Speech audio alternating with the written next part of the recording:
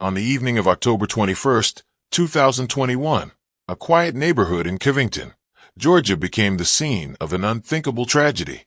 Inside a modest home on Windcrest Drive, two bodies lay motionless. A woman wrapped in a blanket on the couch, her phone still displaying Facebook, and a man nearby, both victims of multiple gunshot wounds.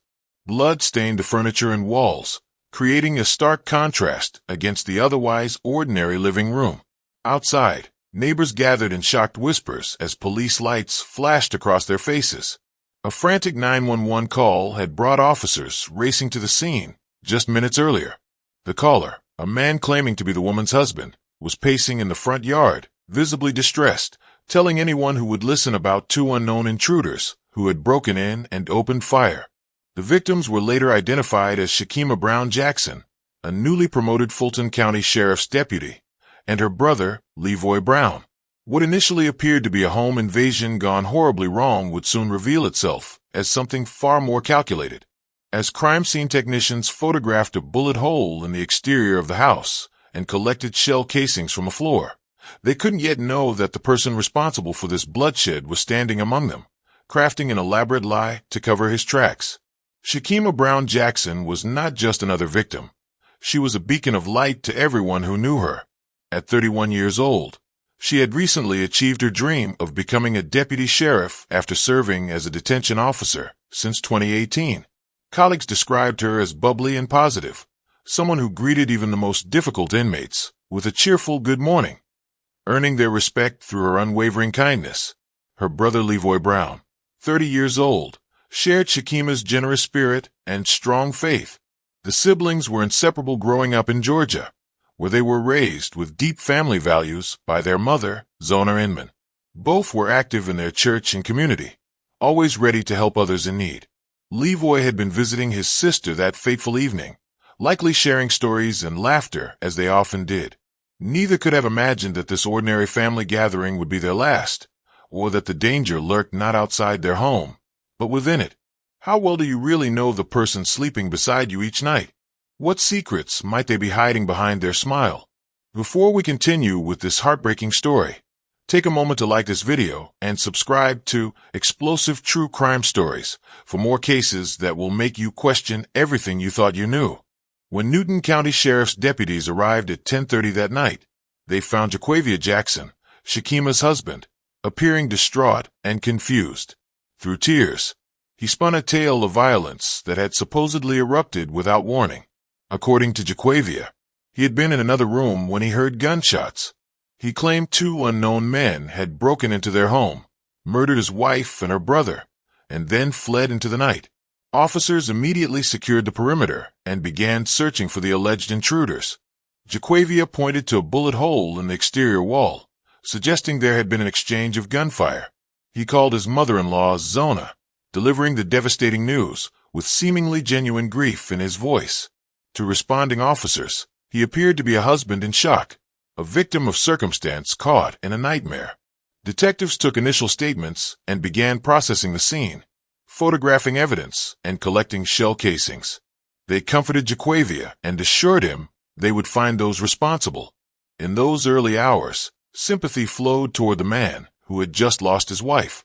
Little did investigators know that the person who pulled the trigger was the same one providing their statements, carefully constructing a narrative to hide a much darker truth. Born and raised in Georgia, Shakima Brown grew up in a household where faith and family formed the cornerstone of daily life. Her mother, Zona Inman, instilled in her children the importance of compassion, honesty, and service to others. Those who knew Shakima as a child often remarked on her infectious smile and willingness to help anyone in need. From an early age, Shakima demonstrated a deep spiritual connection, becoming actively involved in her local church, where she sang in the choir and participated in community outreach programs. Her mother often described her as someone who would give the shirt off her back for anybody, a testament to her selfless nature that would define her throughout her life. As a student, Shakima excelled academically while maintaining close friendships. Her home was always open to classmates and neighbors, creating a warm environment where everyone felt welcome. These formative years shaped her into the compassionate woman she would become. In 2018, Shakima joined the Fulton County Sheriff's Office as a detention officer, beginning what promised to be a distinguished career in law enforcement. From her first day, colleagues noticed her exceptional ability to maintain professionalism while showing genuine care for everyone she encountered. Even in the challenging environment of the detention center, Shakima's positive attitude never wavered. Each morning, regardless of how difficult inmates might be, she greeted them with a cheerful good morning, gradually earning their respect through consistent kindness. Her supervisors quickly recognized her potential, noting her attention to detail and commitment to following proper protocols while treating everyone with dignity. After 3 years of dedicated service, Shakima achieved a significant milestone in September 2021 when she was promoted to deputy sheriff. The promotion represented not just a career advancement, but the fulfillment of a long-held dream. Tragically, she would wear her new badge for only 6 weeks before her life was cut short. Shakima and her brother Levoy shared a bond that went beyond typical sibling relationships. Just 1 year apart in age, they grew up as best friends, confidants, and protectors of one another. Their shared laughter could often be heard throughout their childhood home, a testament to the joy they found in each other's company. As adults, despite busy schedules, they remained inseparable. Levoy was Shakima's biggest supporter when she decided to pursue a career in law enforcement. They spoke nearly every day, sharing life updates and offering advice. When Shakima faced challenges, Levoy was invariably the first person she called, his steady presence a constant source of comfort throughout her life. Less than 2 years before her death, Shakima embraced her most cherished role, becoming mother to her son, Ashton. The little boy quickly became the center of her world, bringing new purpose and joy to her life. Despite the demands of her career, Shakima created precious moments with Ashton every day, reading to him, singing lullabies, and documenting his milestones with countless photographs. Colleagues noted how motherhood seemed to deepen Shakima's natural compassion. She often spoke of her dreams for Ashton's future and the values she hoped to instill in him. Her phone was filled with videos of his first steps and early words, treasured memories now preserved as bittersweet reminders of a mother's love tragically cut short. The Fulton County Sheriff's Office mourning the loss of one of their own today. Deputy Shakima Brown Jackson and her brother were killed overnight in Covington. The Newton County Sheriff's Office is leading the investigation into this incident. They say it may be or may not be domestic related. CBS 46's Ashley Thompson is live at the Fulton County Sheriff's Office, where law enforcement now remembering Jackson and extending their condolences to her loved ones. Ashley? Tracy, this is such a tragic story. Fulton County Sheriff Pat Labatt calls this a heartbreaking loss for the agency, and officers around the state also now mourning Jackson.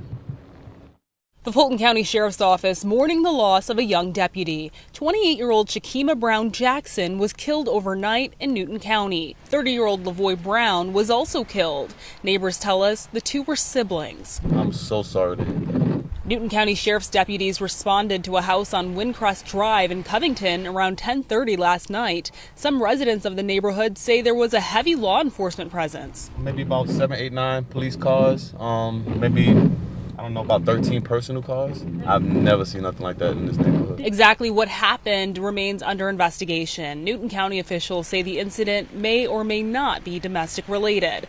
They are calling both Jackson and Brown victims. A man who lives across the street from where the incident happened says he just spoke with Brown yesterday.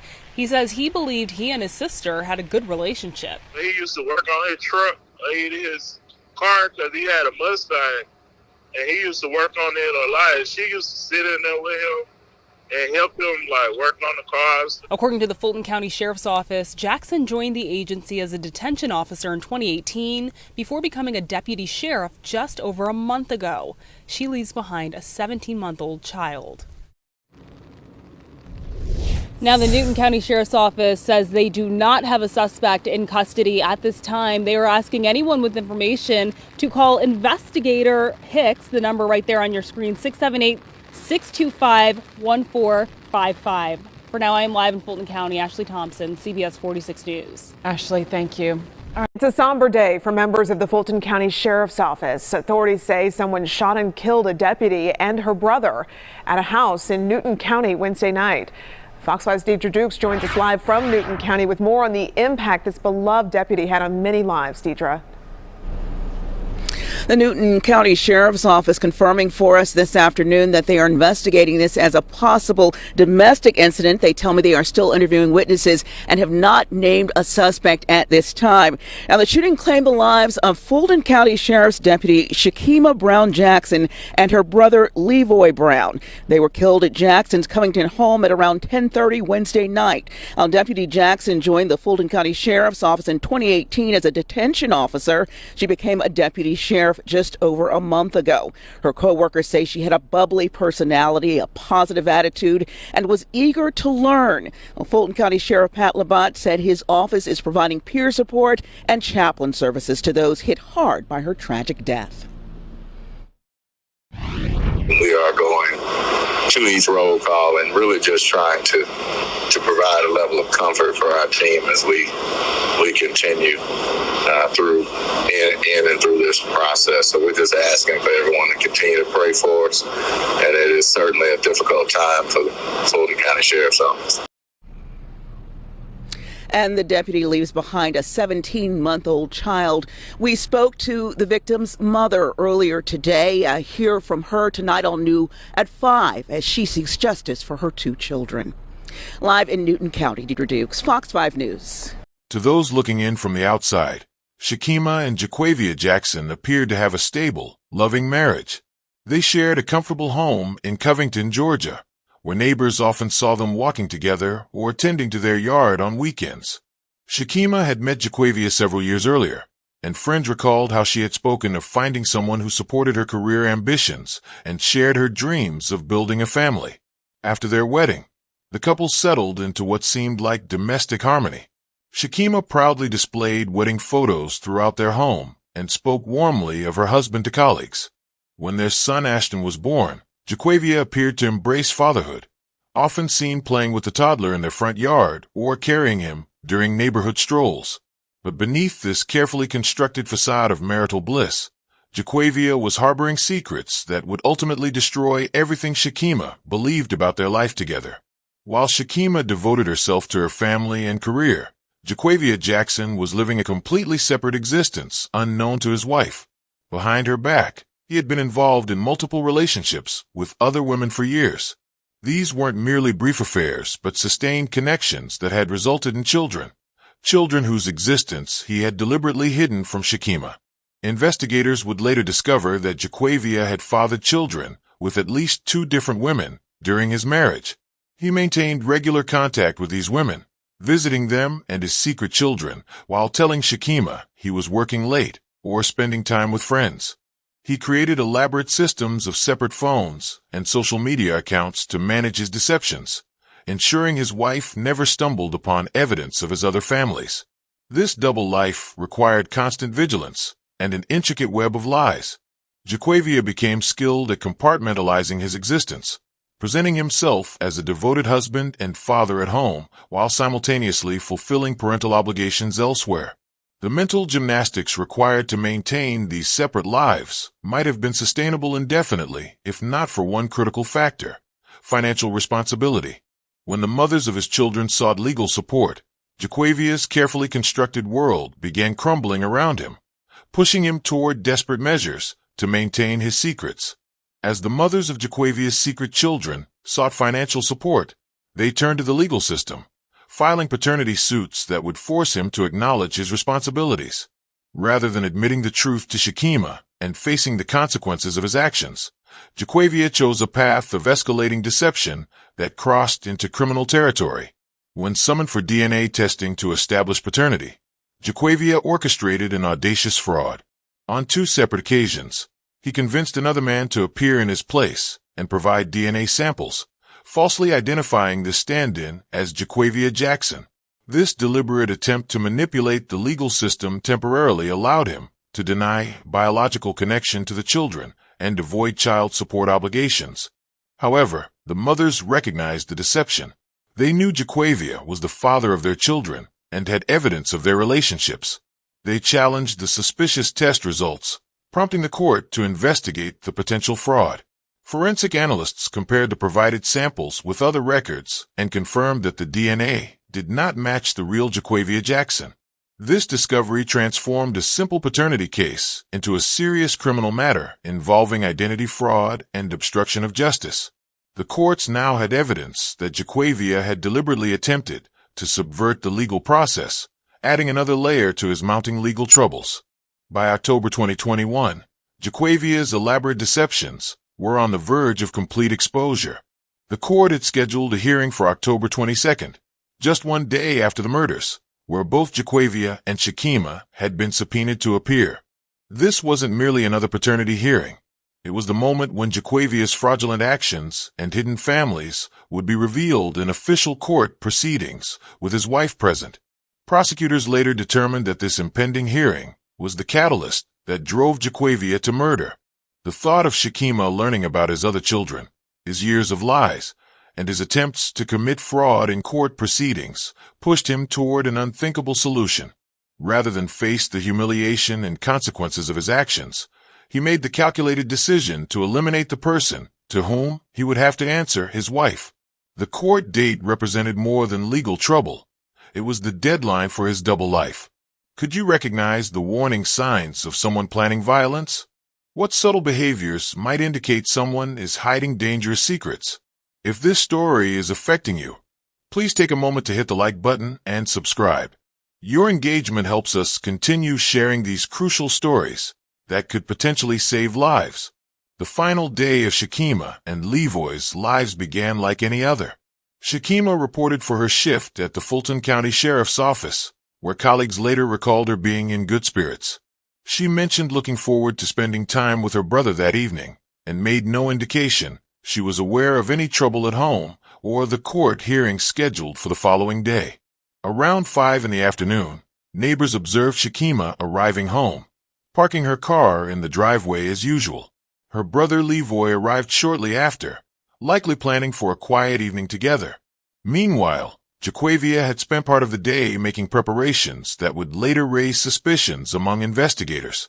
Earlier that afternoon, Jaquavia had approached a neighbor with an unusual question, asking if their security cameras were operational, a query that seemed innocent at the time, but would later be interpreted as him checking whether his actions might be recorded.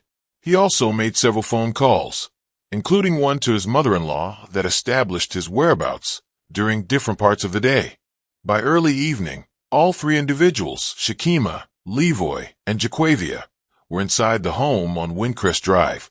Shakima and Levoy settled in the living room, unaware that the countdown to tragedy had already begun. The court hearing loomed just hours away. As darkness fell over Covington that October evening, Shakima relaxed on her living room couch, wrapped in a comfortable blanket. Her phone showed she had been scrolling through Facebook, perhaps sharing updates with friends or looking at photos.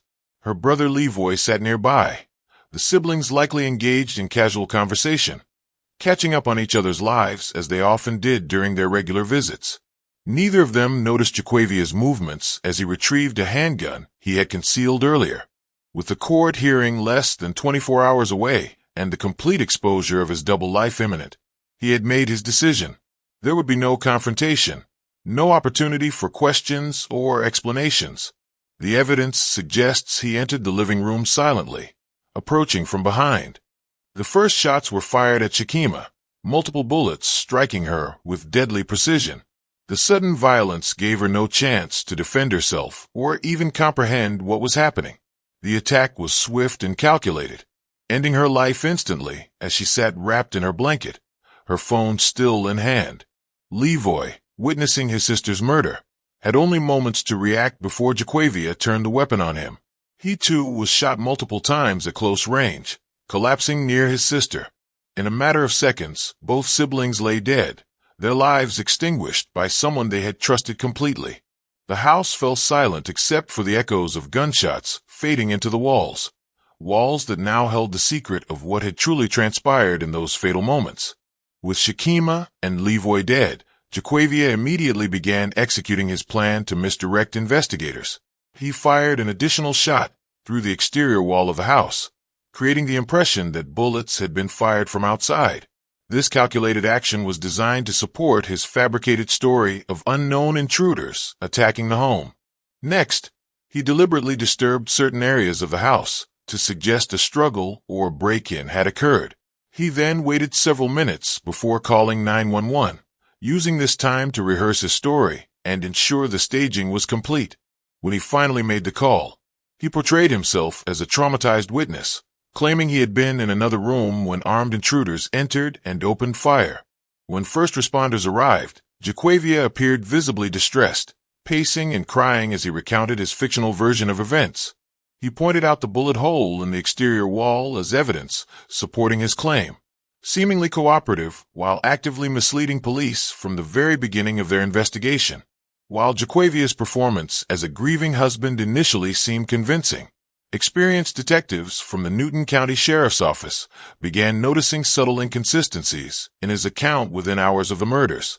His description of the alleged intruders remained vague despite multiple interviews, with details changing slightly each time he retold the story. When asked to describe the supposed attackers, he provided only generic characteristics that could match countless individuals. The physical evidence at the scene also contradicted his narrative.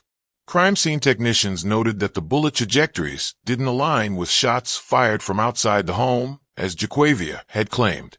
The positioning of the victims and blood spatter patterns suggested the shooter had been standing inside the room, not firing from an entry point.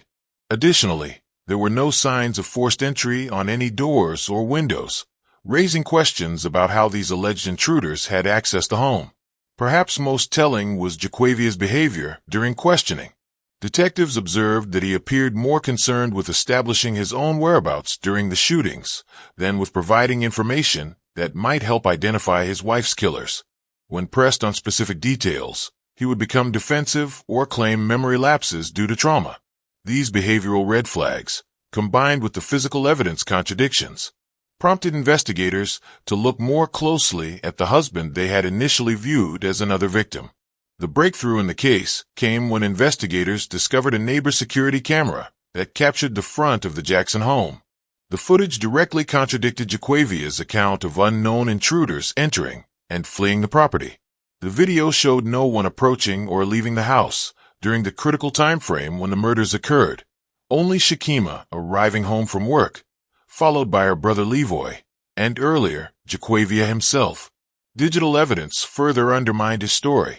Forensic analysis of Shakima's phone revealed text messages between the couple that contradicted Jaquavia's timeline of events. Additionally, cell tower data placed Jaquavia's phone at the home during the exact time of the murders, not in another part of the house, as he had claimed.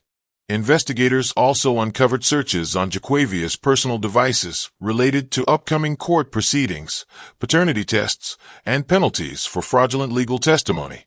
Digital breadcrumbs revealing his mounting concerns about the next day's scheduled hearing.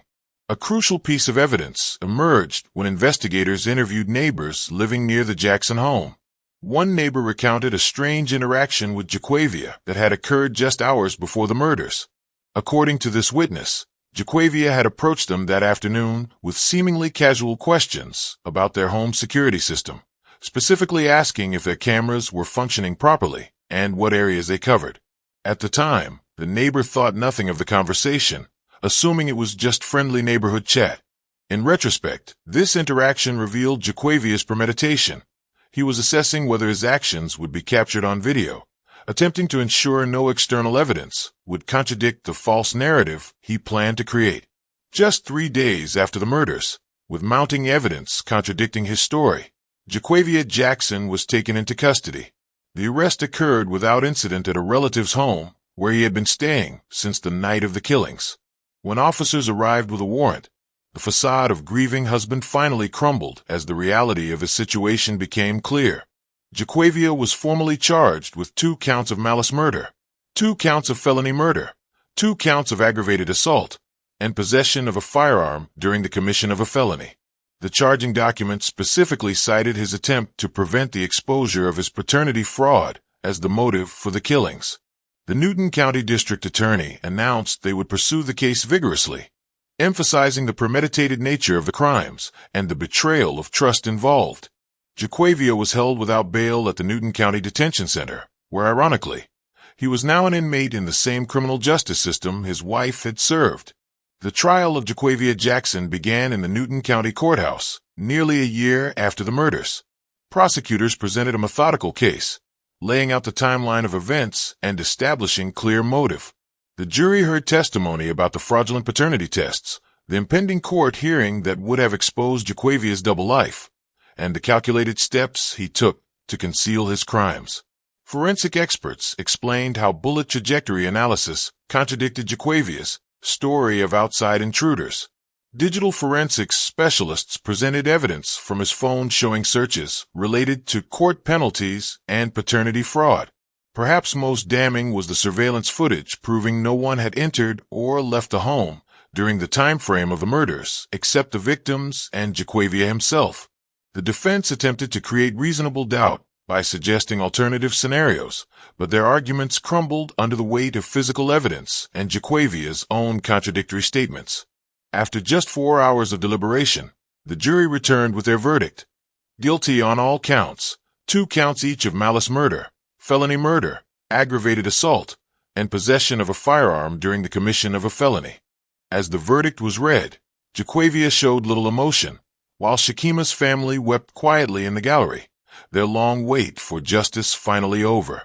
For Zona Inman, Shakima's mother, the conviction brought a measure of justice, but could never fill the void left by the loss of both her daughter and son. In the aftermath of the murders, Zona became the primary caregiver for her grandson Ashton, who was not yet 2 years old when he lost his mother. The toddler, too young to understand the tragedy, would occasionally ask for his mother in the months following her death, breaking his grandmother's heart anew each time. Zona spoke publicly about her determination to raise Ashton with knowledge of his mother's loving spirit and strong values.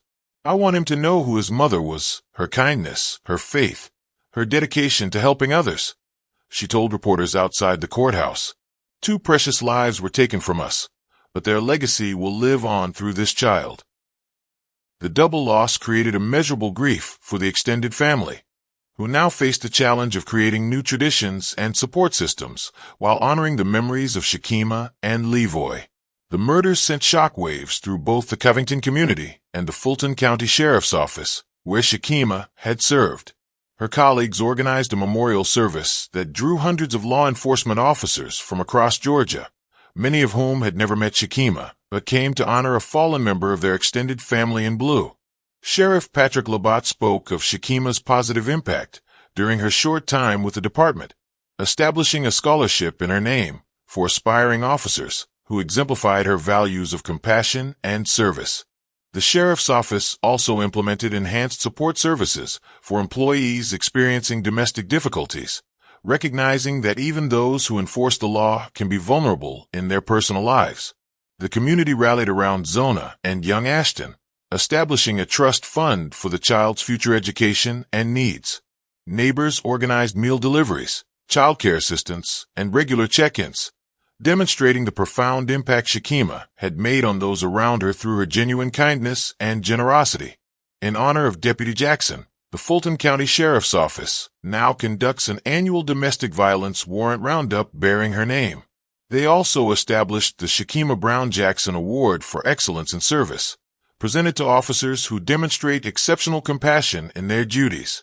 These initiatives ensure her spirit of kindness and dedication continues to inspire future generations of law enforcement officers. Shakima's tragic story highlights how domestic violence can exist even without obvious physical abuse beforehand. Experts point to several warning signs that might indicate a partner could become dangerous. Controlling behaviors, such as monitoring communications, isolating from friends and family, or making excessive demands for accountability, often precede violence. Secretive behavior around finances, unexplained absences, or maintaining multiple phones can signal a double life that could turn volatile when threatened with exposure. Pay attention to how a partner handles stress or anger. Those who blame others for their problems or show extreme jealousy may be more likely to resort to violence when cornered.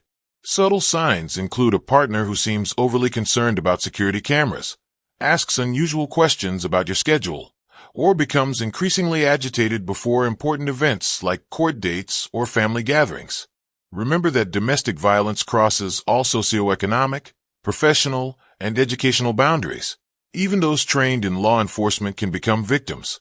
If you recognize concerning patterns in a relationship, creating a safety plan is essential. Start by documenting unusual behavior, keeping records in a secure location your partner cannot access. Share your concerns with trusted friends or family members who can check on you regularly and recognize if something is wrong. Establish code words with confidence that signal you need immediate help without alerting your partner. Keep emergency contacts, including domestic violence hotlines, easily accessible. Prepare an emergency bag with essential documents, medication, and funds, stored somewhere safe outside your home. If you discover your partner is living a double life or engaged in deception, prioritize your safety when confronting them. Consider having such conversations in public places or with support present. Trust your instincts. If something feels wrong, it often is. Remember that the most dangerous time in an abusive relationship is often when the abuser fears losing control or having secrets exposed, as Shakima's case tragically demonstrates. The National Domestic Violence Hotline provides 24-hour support at 1-800-799-7233. Local shelters offer emergency housing and legal advocacy. Many communities have victim services through police departments or courts. Remember, reaching out isn't just seeking help. It could save your life. If this story impacted you, please like this video and subscribe to Explosive True Crime Stories. Share it with someone who might benefit from these warnings. Your comments help others feel less alone in similar situations. Together, we can prevent tragedies like Shakima's by recognizing the warning signs before it's too late.